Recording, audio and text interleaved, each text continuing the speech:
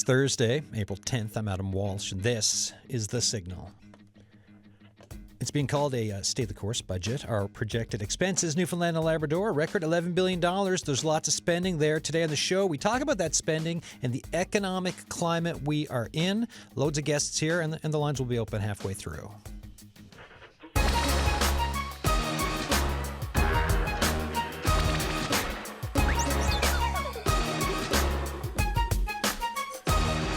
Right, so yesterday, Finance Minister Siobhan Coady tabled the budget for 2025-2026, responding to uncertainty from the United States, right? Record spending, record borrowing, delaying a return to a balanced budget by another year, so the Finance Minister is saying. Provincial anticipates a $372 million deficit because, hey, affordability issues, tariff concerns. With that deficit number, there's an extra $200 million in contingency funds set aside to address the, I'll just say, Donald Trump-related turmoil. So for you folks listening today, and we're going to get into the details because there's a lot of spending to get through, but also today's show, it's not just about the budget, right? It's about this time we're living in, this time of 3 elections provincially, looking ahead to where we're going as a province, where we're going as a country. The lines will be open halfway through. In the meantime, if you want to get in touch with us, if you've got thoughts, email us, thesignal@cbc.ca, or you can text us 709-327-8206. Here with me in studio, we have Jessica McCormick, President, Newfoundland and Labrador Federation of Labor, Corey Parsons, Deputy Director, Trades NL, Maria Mayr, Parents for Comprehensive Education, and AnnMarie Boudreau, Board of Trade CEO. Everyone's got perspectives on the budget, so let's do a whip around, and I'll start to my right today with Jessica McCormick. How you doing? Oh, I'm good. I mean, it is a lot on our minds and a lot on our plates over the past few months. So just a lot. Yeah, but budget thoughts off the top, a steady as she goes budget is what we've been saying. A bit of a safe budget, I think, that there was maybe some expectation that there'd be some interesting items in a pre-election budget, but that didn't seem to be the case yesterday. A bit to be happy about in terms of some investments, and then some missed opportunities from our perspective, and I'm happy to talk about those. Okay. Well, okay. Hit us before I'm like a quick whip round. Actually, no. I want to go. Just talk to me quickly about like something that you liked that a missed opportunity, and before I keep going. Yeah. So I think in the context of the tariffs, the $200 million contingency fund is really important. This budget couldn't have come down without some measures in there to indicate there will be, funds in place to support people, particularly in trade-exposed industries. So this is really good. It's hard to say how much we're going to need and when or if the tariffs will impact us. But having that kind of safeguard backstop is important. From our perspective, we've got a lot of really significant projects on the horizon in Newfoundland and Labrador, whether it's Churchill Falls, whether it's green energy transition, and we want to make sure that we have the workforce ready to meet that demand. I don't want to take away from whatever Corey is going to say, because I know that that's a lot of his members that are impacted, but we want to make sure we have a strategy around what our labor market needs are, what our skills needs are, and we're ready to meet that moment down the road and take advantage of those opportunities. So I was looking for a little more meat on a labor market strategy in this budget. All right. Corey, what about yourself? Coming at Adam, first of all, appreciate being here today and the opportunity on behalf of our members to contribute to the conversation.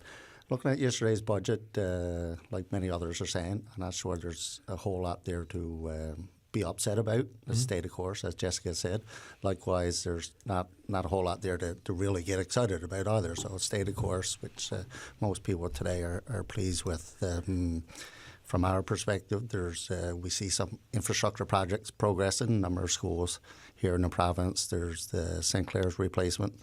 There's advancements made in the budget on that as well, and we're looking forward this summer to see the new prison replacement project starting there. So our members were kind of looking for that there. We're at a time our members are looking for jobs. Skilled trade workers are looking for jobs, particularly in the province. There's a segment that do travel, but like all of us, we want to be at home at the end of the evening to your families. So there's some good infrastructure stuff there.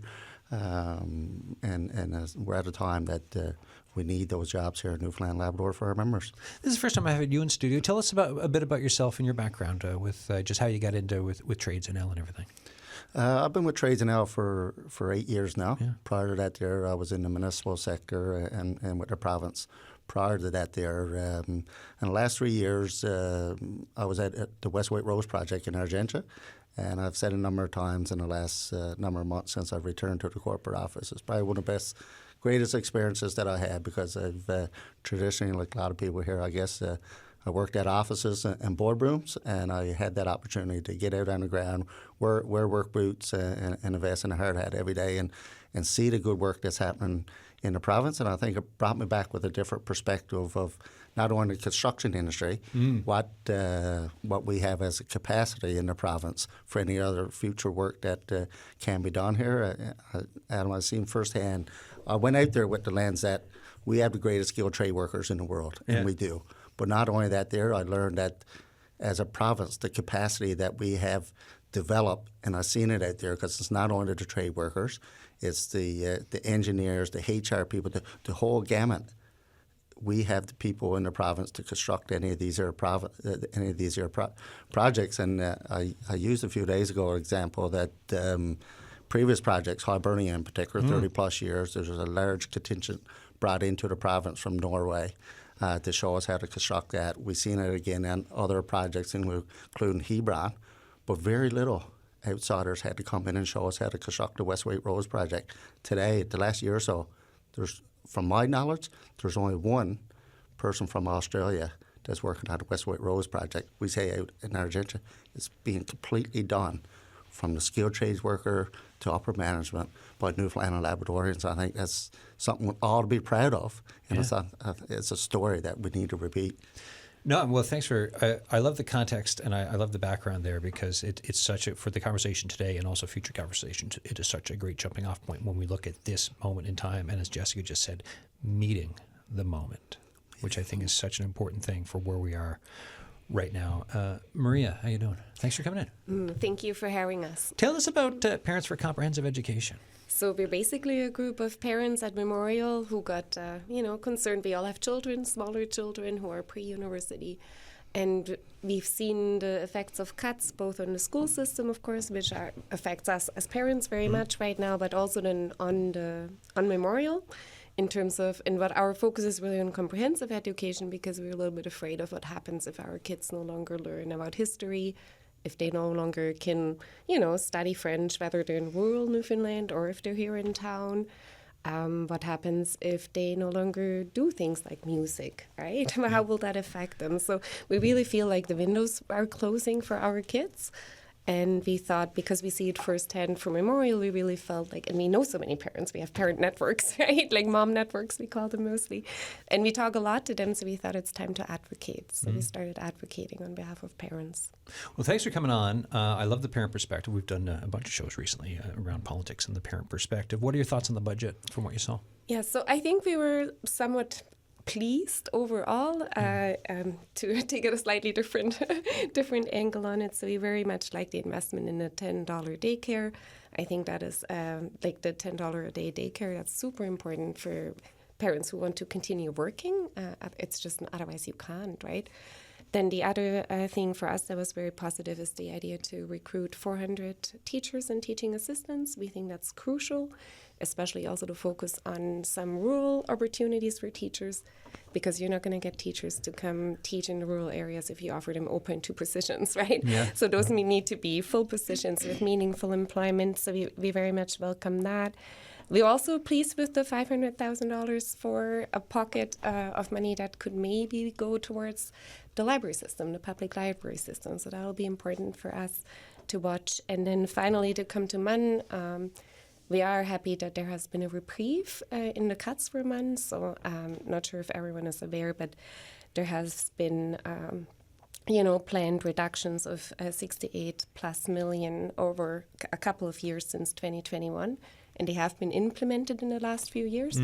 But this year we're getting a break, which is huge for us, to be honest. Yeah, I'm just looking at the statement from the university from Jennifer Locash, President and Vice Chancellor pro tempore. I guess that's how you say it in Latin. Did not take that when I was in university. But says, quote, "We are very pleased to see the government's increased investment in our institution," said President Locash. Throughout the last 24 months, Memorial's leadership has worked tirelessly with the provincial government. We are committed to continuing to improve governance and increasing efficiencies while delivering quality education support to our diverse student community. Right? The university has been a big topic over the last couple of years for a number of reasons. Whether it's the infrastructure, some of the staffing issues at the leadership level, the cuts over the years, and what that means to students. So it's an interesting part of the conversation on that education spectrum. So thanks for mentioning it. AnnMarie, how you doing? I'm good. How are you? Good. All right. So when you're with the Board of Trade, what are your thoughts on the budget? I think I would agree with a lot of my friends sitting around the okay. table. It was very much a steady budget. I don't think there was much new that we saw, even revealed kind of on budget day per se. I think we knew a lot of what was coming, so I think that was good. And there was a number of, decisions that we saw and things that were brought forward last year. We saw continue, which was great. There was no new taxes or fee increases, which was great. We saw the small business tax rate remain at 2.5. Would we always like to see that go further? Sure, absolutely. But we were pleased to see that it at least stayed at the 2.5. The payroll tax exemption increased slightly from 1.5 to 2. So there was some small things that are certainly helpful and appreciated. And as Jessica mentioned, the $200 million for contingency, there is a lot of uncertainty right now, and that uncertainty is clearly perpetuating some fear and some unknowns. So knowing that we are planning for that is very helpful. I think that's very wise to do. And the reality is we don't know when and if a certain sector or, sectors within our province find ourselves in a situation of some devastation. So I think having that in place is really good. We did very much appreciate the consideration given for restaurants. That was new. Was it $10 million for loans? Yeah. And there's an alcohol rebate for tax, I think, in there too or something? Yeah, there's a further discount for wholesale purchasing for bars and restaurants. And that's really important because that's a significant cost. So, seeing the province understand that and understand, frankly, the value that sector brings to our province is really helpful. And then certainly, the continuation around business navigators. That program really only got off the ground a couple of months ago, but it's a really important part of connecting business with all of the interworkings that sometimes happens within the public service, that when you're on the outside, you don't really know how to connect the dots or you don't know who to go to. So, early days, and feedback has certainly been from businesses, it's helpful to have a phone number and be able to call someone to help you kind of navigate through that. And then on top of that, I think, we can't create a place that's ripe for investment and for growth opportunities if we're not taking care of some of the fundamental constructs that are required for an economy to function. So happy to see investment being made in education, really happy to see daycare. Daycare fundamentally allows people to return or enter the workforce. As we know, we're in a workforce crunch, and labor is really important. So anything that we can be doing to increase the number of people who can work and who are willing to work in Newfoundland and Labrador is a great thing. When you look at so there's the lens that you all bring, right, for looking at a budget, but then you think out a little bit for how it can affect others and what it means. And before the show, Corey, you were mentioning like the restaurant side of it, so you're talking skilled trades and building and everything else, but then healthy restaurants and what it means for it to have projects and to have workers spending money in restaurants. Can you talk a bit about that as I muck through trying to paraphrase your great point earlier? Well, what I was saying, and Trades and has been saying this here for quite some time, is that construction drives the economy anywhere, particularly Newfoundland and Labrador. When our members, skilled trade workers, are working, we have the tendency to spend the money that we have. We're not reservists.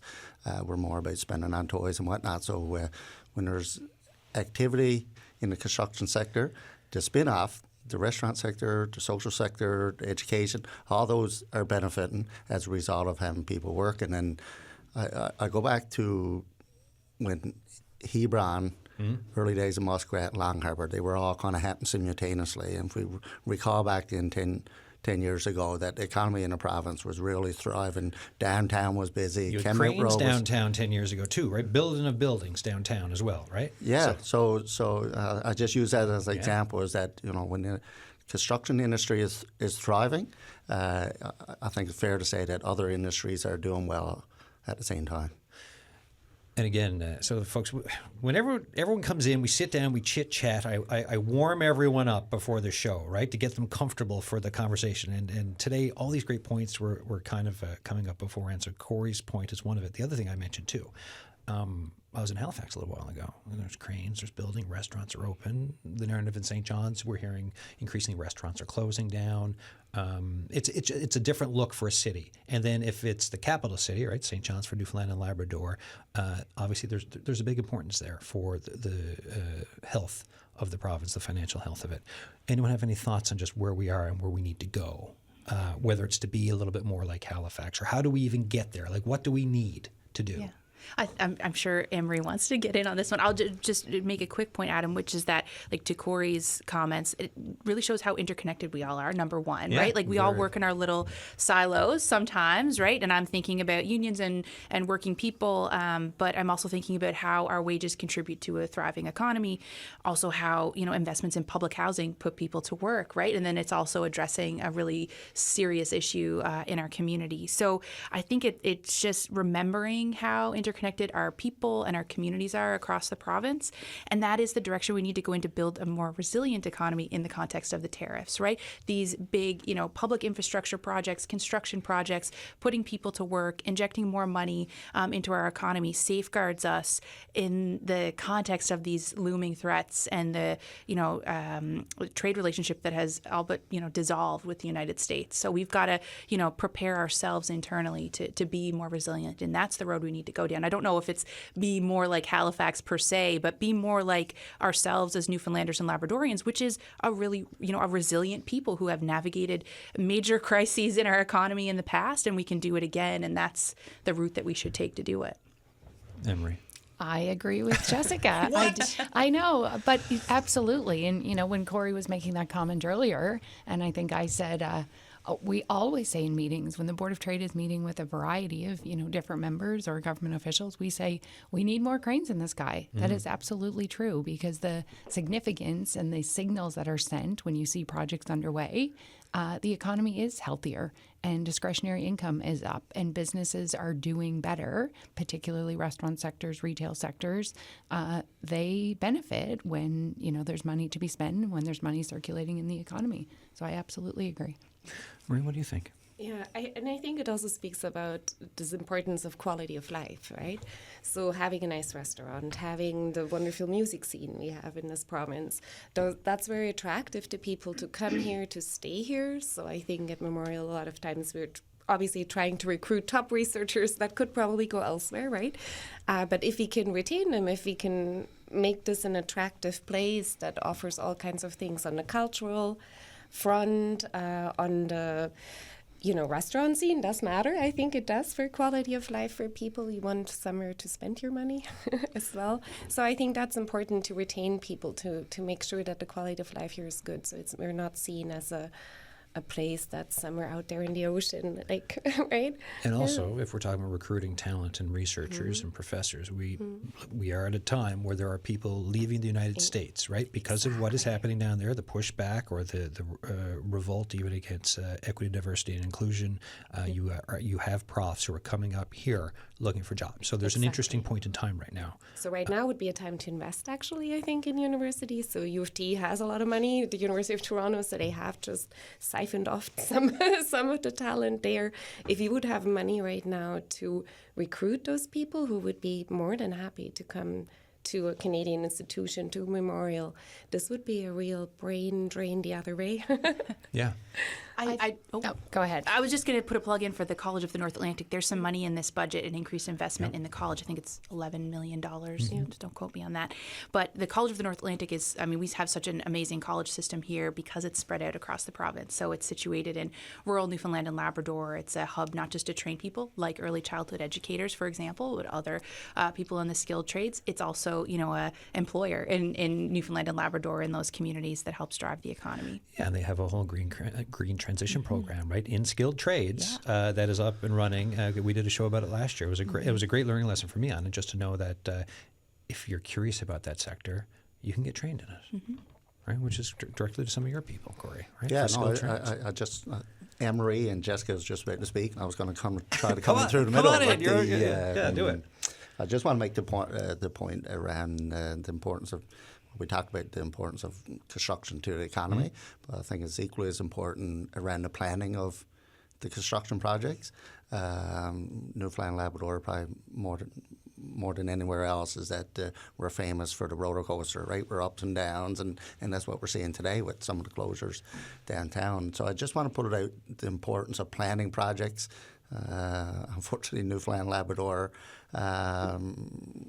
often goes into the roller coaster. And I go back again to a period of 10 plus years ago when we had some of the mega projects happening at the time. Everything was booming in the province. But as soon as the mega project was over, we're back to where we are today. While at the same time it's important for the province to consider that in their infrastructure planning as well, so they're not competing with the heavy resource project. And we've seen that as well 10 plus years ago when the province was constructing the long-term care facility. The federal government was doing a redevelopment of the base down in Pleasantville as well. And when Long Harbour and Hebron started, those two projects down there really suffered because they were competing with the major resource projects. So those projects, the cost went up and it took longer to get done. So planning is an important part for the cost of the project, make sure we got the personnel there to construct and operate it, and so that we're able to keep people working on a level playing field, so we're not going through the roller coaster where people are working then not working. And there is a little bit of a roller coaster being forecasted, right? So 2025, 2026, not a whole lot going on. The forecast is 2027 for some bigger projects getting up for building. At the same time, we're in a housing crisis and there's talk of more housing starts that will be happening. And I think it's 2,000 for this year. And we still need more and more and more. Can you give us a brief description of where things are at with the talent pool and the labor shortage or not? Around what we need for skilled trades in the coming years? Certainly, Adam. From Trades NL's perspective, we're very confident that we have a deep labour pool today. The last number of years, actually, it keeps going back to 10 plus years ago. When we put the three mega projects on top of each other, at one point in time, we were over 18,000 skilled trade workers working between three of those. So we kind of bloomed the skilled trade labour supply in the province. That's how come we're, in the industrial side, we're not suffering as much as other provinces are today.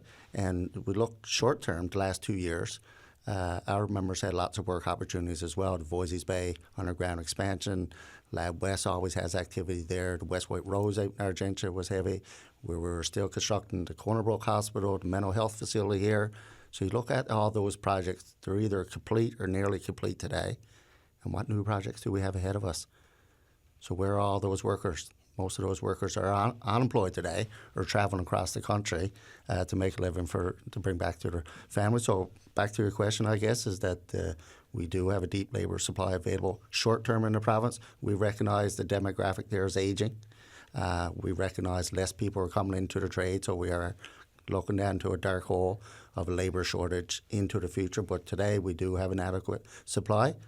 However, you look at, and I'm particularly talking about the industrial sector, as you said, Adam, the housing market, that sector there, they're struggling for skilled trade workers, and a plumber is a plumber.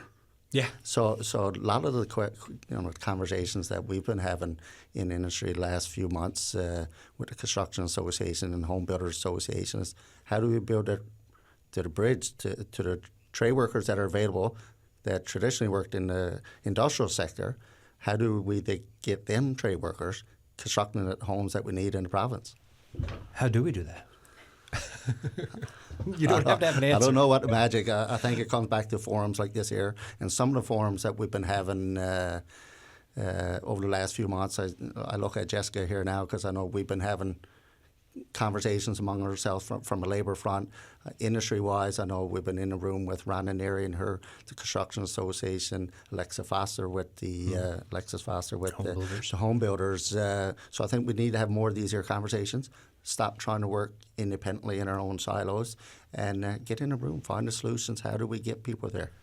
And I appreciate you saying that, because it's easy for me to sit in the chair and be like, labor shortage, labor shortage, labor shortage. Like, oh, no, wait, context, Adam. Let's have people in who are working, who've got this experience, who know where the skills are, where the people are, and what the issues are. And like that depth of discussion that you just provided, I have not had this on the show, so I'm very happy that you brought it here. Yeah, I'm looking forward to There's your next show idea, Adam. Oh, no, I've already invited. Like, there's already a show. Like, this is how it works. There's a show being planned around how are we building for the future of this province. And some of the folks you just mentioned, they'll be invited to this show in the next couple of weeks. Maria, go ahead. Yeah, if I can jump in on that, and it's just from my limited perspective working as the head of the Modern Languages Department. So we have French, that's and we've had wonderful meetings lately with the CNA and ourselves and government around, what can we do together, right? So I fully agree with you that we all have to come together a little bit more to see, because we all have certain pieces of the puzzle, I do believe. And so far, I don't think we're doing the best job yet of putting those together, but I do think it also depends on the vision a little bit. Like what I hear from you, Corey, is that the ups and downs, maybe we need a little bit more of a sustained vision of where we're going. And that would be good, because as we're doing all this planning, that takes a lot of time. So we need to know that next year we will still have funding to continue what we're building. That's a bit of it would be good to have a long-term plan for collaboration, so we can all come together on a table and market strategy. Oh yeah. Very much so, and I can't say that enough, Maria. In terms of the collaboration, is that that's a large part of the solution, Adam. Is that we're all way too often we're working in our own silos, and I think most people would agree there. And from our organisation perspective, is that around construction, a lot of times we're brought into the conversation when the project's about to start, and we're saying to some of our partners and industry leaders is that let's start the conversation earlier. How do we get to the solutions to make this? Because we want proponents, we want developers, we want contract. They got to be successful in order for our workers to be successful. So let's bring us into the conversation earlier. I know I could speak again from a trade worker's perspective. The amount of knowledge and skill set that they have that is untapped into. I just had the same conversation with we did a healthcare conversation like a week or two ago, and we had coffee with the nurses union in, and we had allied health workers as well, saying the similar stuff, right? They're like, hey, boots on the ground, folks who are working, bring us in earlier so we can talk about, is this possible? You might have a plan in a leadership role. If you don't have the people to do it, the plan goes nowhere. Exactly. Let's go to the phones for a second. We've got Mackenzie Nielsen on the phone and Allie Wells. How are you both doing? I'm good. How are you? Good. All right. Mackenzie, we'll start. So you're just about to graduate, or you're studying to be ECEs. Mackenzie, we'll start with you. Tell us a bit just about yourself and why you want to be an ECE. So I grew up in the Cornerbrook region, and I hope to continue working here once I graduate. Obviously, I love children. That's why I do what I do. But I didn't realize until actually digging into the diploma program how rewarding and how important this career is. Allie, what about yourself? I'm kind of on the same line as Mackenzie. Like, I enjoy working with children, and I do believe that the first 5 years is very important, and I want to be there to be able to support those children. How are you feeling then about job prospects and community prospects on graduation, Allie, for your future? Well, I have to say it's nice to see that the government is giving more spaces now for more ECEs, but we do need to recruit more ECEs into the field, so then it doesn't come down to that if we have to shut down certain daycares so then we can provide for other ones. I just would like to have enough ECEs for everyone. And Mackenzie, what about yourself on that? Yeah, I can definitely agree with Allie there. Be nice to see more ECEs entering the field and more staying in the field. And what? And this is going to seem like a really silly question for me, but why do you think that's so important? For me, I feel this is really important because the province is undergoing an issue with staffing with ECEs. There's not enough to provide for the children of our province. So this is definitely an issue. Parents are facing problems about not being able to return to work because they have to provide care for their children. Before I let you go, Mackenzie, Allie, any other final thoughts from you on this? Really, I just want to be sure that we're having awareness. Like, ECEs do matter. We're not just babysitters. We're helping form, like, your child to be able to grow up and continue into whatever careers they would like to. Mackenzie Nilsson, Allie Wills, thanks so much for coming on the show. I appreciate your time and your thoughts around this. Thank you. Thank you for having us. All right, folks, this is The Signal. I'm Adam Walsh. We're talking about the budget, the 2025-2026 budget tabled yesterday, but it's a bigger conversation. It's a conversation about the future of the province, the economic health of the province, and also as it fits in with the country. Here with me in the studio, Jessica McCormick, President, Newfoundland and Labrador Federation of Labor, Corey Parsons, Deputy Director, Trades NL, Maria Mayr, Parents for Comprehensive Education, and AnnMarie Boudreau, Board of Trade CEO. We've got someone else on the phone. We'll get to that person shortly. Just any thoughts on what we were just hearing about our two ECE students here? I'll jump in. Thanks, Mackenzie and Allie, I think Yeah. the name, for calling in. I think we did a show a while back, Adam, and had some folks from the Childcare Now chapter, local chapter here, speaking about early childhood educators, such an important role, and all of the points that those folks made, I 100% agree with. I think what's so important is job quality. Whether you are somebody that works in the construction trades or somebody who's an early childhood educator. And we did a survey of early childhood educators a year ago, I think now, and what we heard from them in terms of what is maybe a barrier to staying in the field is around benefits, good health benefits, retirement security, and fair wages. And so I think that we still have a little more work to do on that front. There's medical benefits now that have been introduced for early childhood educators, but we do want people to make a career in that field, and that means being able to plan for retirement. Even if you're just graduating, that's something that we should be thinking about. So I think job quality is so important, and this is a vital role to shaping the next generation of Newfoundlanders and Labradorians. We should pay those people well. Yeah, we talk about health of communities, right? So taking care of young folks, right, in a professional capacity and starting that early learning is crucial. Marina, any thoughts on that?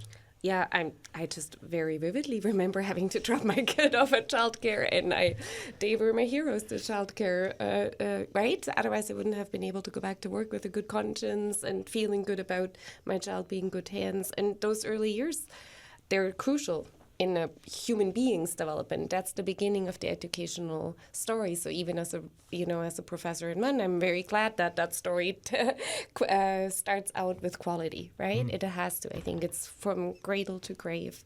But what I also wanted to plug in here, Yolanda Potty-Sherman, who is part of our group, the core group, she is, of course, the chair of Childcare Now, right? So, and what she brings to the table there is certain leadership skills, but also, of course, research, right? Research around the issue. She's a geographer. So I think that shows, again, that, yes, I think we all have to work together on those issues. But I thank you to Eddie and Mackenzie for going down that route. Yeah, and I love hearing about people who are about to start a professional career, right? Coming out of an education and looking at it with that passion and determination, and then how that fits in with this discussion today and the health of this province and our communities, right? We've got Yvonne Jacobs on the line. Hi, thanks for calling. Thank you for taking my call. All right, so a press release came out, and I saw it in my inbox, and I responded, hey, we're doing a budget show today. Feel free to call in, and here you are. Tell us about the press release. Yeah. I'm a member of the Council of Canadians, the Avalon chapter here, and we're very concerned that nothing was mentioned in the budget yesterday about pharmacare. And considering that the problem in this, well, all across Canada, but especially here, is the cost of living. Mm-hmm. And people are struggling to make ends meet, to buy food and medicines and rent. And often the one that they can't afford is the medications. And there's the long-awaited Pharmacare Act that was got royal assent after years and years of lobbying and effort. It came into force 6 months ago today, and it would provide free medications for anybody who has like here, an MCP card. In the beginning, it's just covering birth control and diabetes medications and devices, but later on it would cover everything. The hitch is that each province and territory has to sign on to it. They have to negotiate with the federal government into what they can do to get the money to pay for the drugs in their own country, community. So there was no mention about that. If they signed on, and I must say a lot of us have been writing letters, sending in petitions to try and get the provincial government to sign on to the universal public single-payer pharmacare, which would save the province money and it would save the individual's money. There's a myth that people are covered by insurance, and it's promoted greatly by Big Pharma and the insurance companies. But people do not. In this province, we have 5 different public drug bans. But you have to be a certain age or a certain income level to get it. Even seniors, a lot of people think, well, seniors have a drug card. There is a drug card, but only for those who qualify for the guaranteed income supplement, the federal top-up to the old age pension.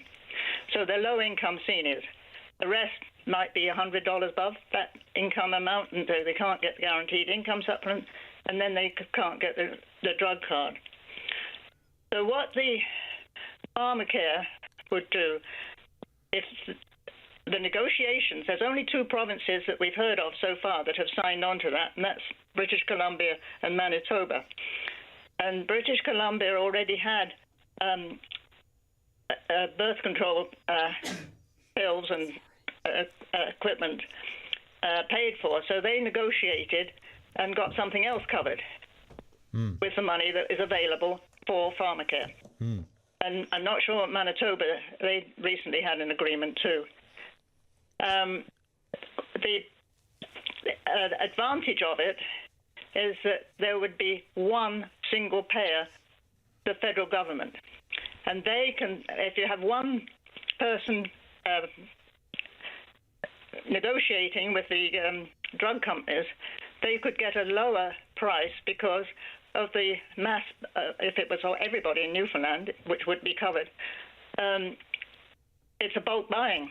So you can save money, you get a deal. So it's massively helpful for people who for like you said, bulk buying saves money, which saves folks money in their pockets. Here in Newfoundland and Labrador is the potential under this with negotiations that need to happen between the federal government and provinces, and only 2 provinces so far, as you mentioned, have signed on to it, and then you're waiting to hear something from the Newfoundland and Labrador government.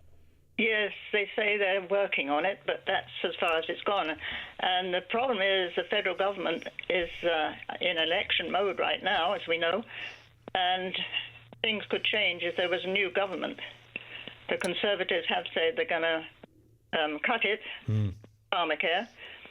However, and I think the Canadian Labour Congress was involved with the Council of Canadians and the Nurses Federations back in the spring for a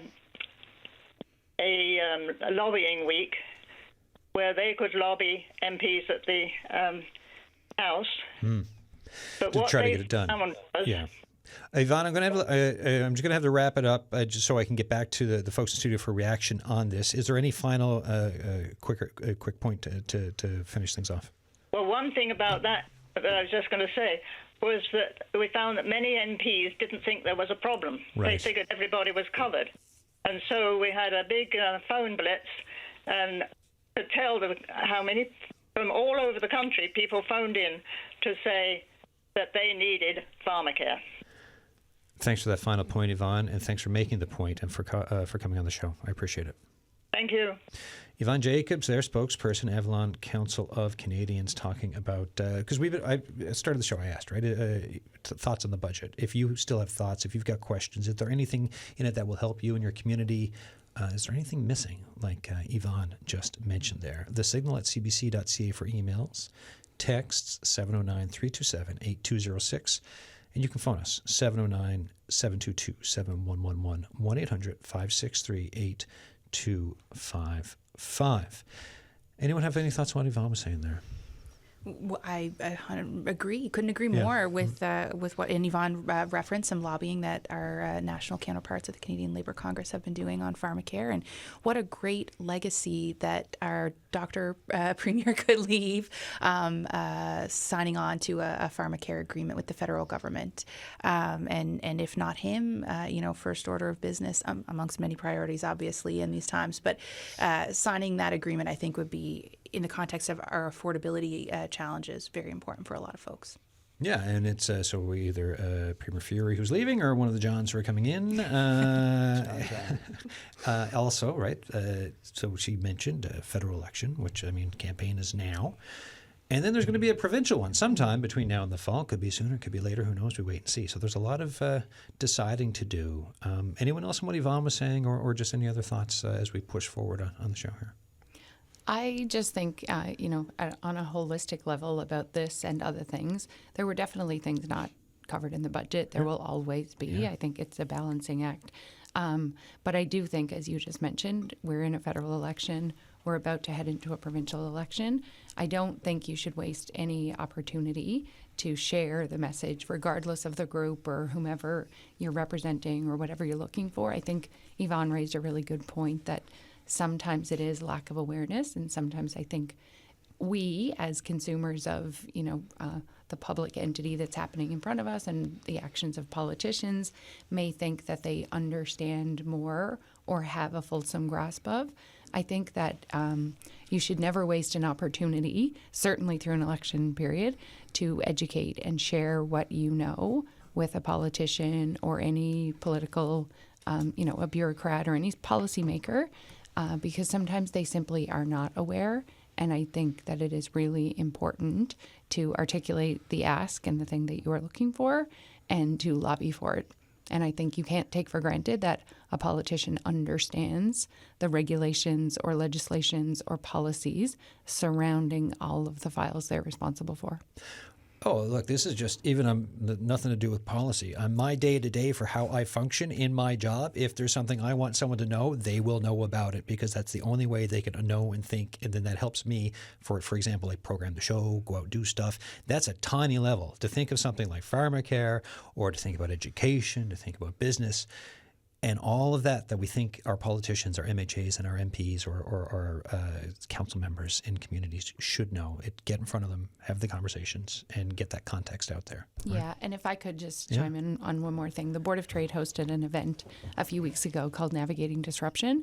And I saw that, yeah. It was fabulous because we brought a lot of really smart people together, and we had some really bold discussions. And we had one speaker who said this really pivotal thing, and I would ask everyone to just remember it. And they were talking about, how do we advocate for things? How do we have conversations that creates meaningful impact? And this person said, if the politician shows up on your doorstep and you talk about the pothole, then the pothole is the thing that's going to be mentioned. Yeah. Do not waste the opportunity to just talk about the thing that you see. You can talk about the macro thing. You can bring in and introduce bigger ideas on your doorstep than just the thing that might be impacting your street or your neighborhood. Yeah, the pothole's taxes, right? And if we don't get enough tax revenue and we're not building enough, and then it's all connected, right? And that pays for education, and then where are we going with education and everything else? Anyone want to build on what AnnMarie's saying here? No, I'm just going to speak to the previous caller, actually, around the importance of childcare for society and generally, and how it connects to my industry, the construction, skilled trades industry, and very important. And I kind of painted a bit of a picture earlier while saying that we do have a labour pool, skilled trades labour pool available in the province today, we recognise we're looking at a dark hole and we need to react and do something so that we do have an active labour force to construct future province projects. And an important piece of that is childcare. And if we want to recruit people into any career, but in my case, skilled trades, and if we want to diversify our workforce, we've been putting lots of efforts in recruiting Indigenous skilled trade workers, women in trades. So again, that circles back to childcare, and trade workers often work long hours. Most of them don't have the opportunity to show up to work 8:30, 9 o'clock and leave between 4 and 5. They work 10 and 12-hour days. So, a conversation around adequate childcare for that sector is very important. That 8 hours of childcare is not enough for them. They need to drop them off at 6 or 6:30 in the morning. So if we want to diversify the trades, and we want to get more women in trades, which we certainly do, they bring a very qualified asset to the job front. Is that childcare is a very, very important part of that conversation as we move forward. Childcare for skilled trades, for nurses, for healthcare professionals, frontline workers, right? People, shift workers. Shift work. Yeah, you're right. It's not the date. Okay, everybody. 4:30. Well, okay, great. I don't get off till 8 p.m. So what's happening? Right? And it's just to kind of zoom out even further, it's about all of our public services, right? If we have a construction project, a major development in another part of the province, maybe not an urban center, do we have not just childcare workers, but healthcare facilities, good education facilities, K-12 right up through college or university? Do we have, thriving small businesses and grocery stores and gas stations and other places to spend your money? Making sure that we have strong public services in times of uncertainty provide people with stability. And right now, I think we're all looking for stability. Yeah, right. It is such a bonkers time. Like, honestly, since that election down south and then the swearing in and everything that happened and the whiplash of threats and non-threats, and then us looking at the economy here and pushing for a way forward and trying to decide what's happening. It is so hard to keep track of all the news and the community building that everyone keeps talking about needing to be done in the future of the province. So, we've got under 10 minutes left. Where are we going? What do you want to see for the future? Because we said stay the course budget, so that means there's extra stuff you all would like, right? Stay the course might be the stopgap for now. Where do you want to see things with spending, with planning, with the driving of the bus of Newfoundland and Labrador in the coming months and years? I'll jump in first, Adam, and it's non-fiscal related actually, and it's around apprenticeship. Yeah. And I'll take the opportunity to speak to that there because, we talked earlier about the availability of the skilled trades or our labour pool in the province and how we're going to be prepared for the future. And that starts with apprenticeship opportunities. One is we need to promote the trades as a viable career choice. Personally, as a university graduate, I look back now as that trade opportunities, not only they're great opportunities, they're great pay. If you're unionized, you're in health and welfare plans, very good pension plan. So it's we need to promote it as a viable career choice to people growing up in the province. And then we need to provide adequate opportunities for them to get work. And we all hear, I'm sure, the mom or dad could be on a radio show saying, little Johnny just done plumbing. But he can't get a job. He's applying everywhere. Everyone needs a journey person or they need 5 years experience. So I think there needs to be a concerted effort if we want a workforce for the future, which we all do, we need to put the mechanisms in place that we're not only able to train them, we've got to continue to train them. Trade workers, they're lifelong learners. They're learning all the time. You don't go and do your diploma or degree and come out and you know everything. They're lifelong learners. So we need apprenticeship opportunities in the province, and we've had some very valuable conversations right to the Premier's level about opening those opportunities for new apprentices. They need opportunities to go to work, and while on resource projects, there's provisions. There's all kinds of provisions on those project labour agreements or things that you have to comply by. So we're talking to the government today about having similar apprenticeship provision on their own public infrastructure project. So we look across the road, the core science building or the mental health facility here, and there's no one able to tell us today if there's an apprentice worked on those projects or not. And you're going to say, no, that can't be so. It is so. So government's been cooperative recently. We're hoping to see some movement there in the near future, that there will be apprenticeship provision on public infrastructure projects, same way we apply it to resource projects. So when the penitentiary starts, or a new hospital, or the next new school, is that there's opportunities for new apprentices to get job opportunities and start a career and grow their career from there. Yeah, and keep people here, because, by the way, the population's ticking down again, right? And then it comes to an immigration discussion, which you and I had not too long ago as well, right? So it's all there, and part of it. Final thoughts on just the way forward, AnnMarie? Yeah, I think we need to, we have been handed a very uncertain time right now, and we've been handed a lot of circumstances we probably wouldn't have chosen. But we are where we are, and I think we need to use the moment to be bold, and we need to be creative, and we need to go forward with confidence that I think we just should have. When I look at the conversations that people have around Newfoundland and Labrador, the opportunities that we have, the resource sector, we have to be the controller of our own destiny in a lot of this. And I think we need to use this moment, new trading partners, open to new markets, internal trade, develop our resources. I think there's a list of things that we need to work together to make happen, to build a prosperous Newfoundland and Labrador where tradespeople can be working, where businesses can be thriving, where education systems can also thrive. I think we need to have these conversations now. The urgency is here. And I think the backdrop to make decisions we probably wouldn't have been ready for exists. Maria? Yeah, and I think what's important too is that we are all in this together, right? So it shouldn't be like the trades come at the expense of education, or education at the expense of pharmacare or so on. It is that holistic approach that we've been talking about. So especially if you talk about bold visions, right? Where does innovation come from? Where does creativity come from? It comes from all kinds of places you don't expect, right? So I have a wonderful ex-student who came to me when we did our petition, who did an honors with me in German on heavy metal, but then went on to the trades and did a wonderful apprenticeship, works in the engineering department as in skilled trades.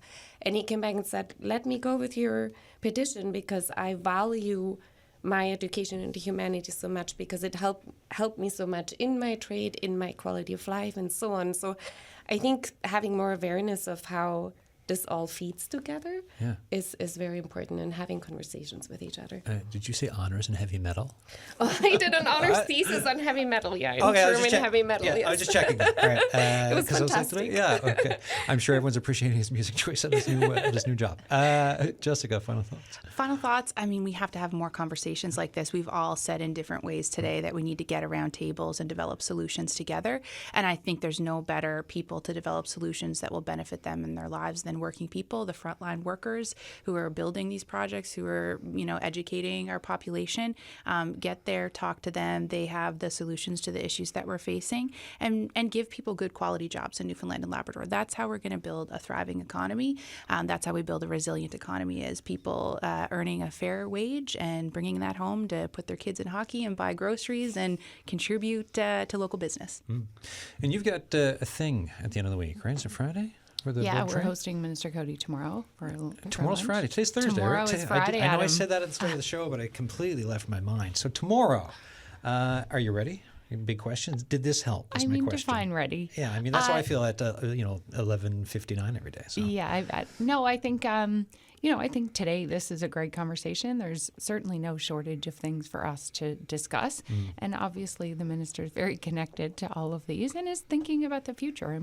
One of the things I think we all took away from yesterday is we didn't balance the budget, and I think there were lots of people anticipating that. So, what's the plan forward? And we're not escaping this debt that we carry. And I think that is a reality that we all walk through Newfoundland and Labrador with. Ticking towards $20 billion right now, right? It sure is, yeah. So that's, when we look at our population, when we look at what the future holds, we need to have a serious conversation about that. What's the plan, and when do we turn our attention and start working on that? Yeah, a population of 540,000 people and change. The thing I've brought, brought it up before on the show. This, like, my wife from South Korea, I visit South Korea. The size of that country is roughly the same size as the island of Newfoundland, and they've got somewhere in the ballpark of 50 million people living there, right? Like, the comparisons are always kind of fascinating when you think about those differences.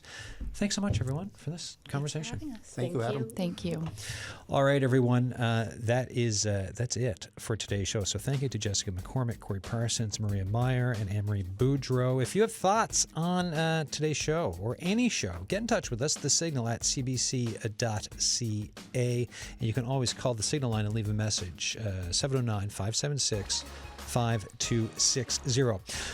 As we move from Thursday, which is today, into Friday, which is tomorrow, tomorrow's show. Tomorrow is World Parkinson's Day. So we are going to talk about living with Parkinson's in Newfoundland and Labrador. We're going to talk treatments. We're going to talk care. And we will talk community. Until tomorrow, thanks for listening.